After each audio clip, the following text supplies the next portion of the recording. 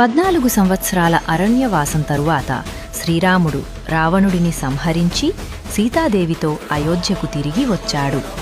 ఆయన రాకతో ప్రజలు ఆనందంతో ఉప్పొంగిపోయారు. ఇల్లు శుభ్రం చేశారు, మట్టి దీపాలు వెలిగించారు.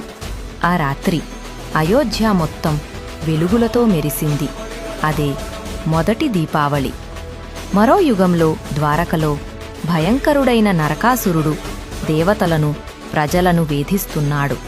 ఆ దుష్టుని సంహరించడానికి శ్రీకృష్ణుడు సత్యభామతో కలిసి రథంలో బయల్దేరాడు. యుద్ధం భీకరంగా జరిగింది. శ్రీకృష్ణుడు గాయపడ్డప్పుడు సత్యభామ ధైర్యంగా ముందుకు వచ్చి దివ్య బాణం విడిచి నరకాసురుడిని సంహరించింది. ఆ రోజు నుంచే ప్రజలు దీపాలు వెలిగించి నరక చతుర్దశిని జరుపుకుంటున్నారు.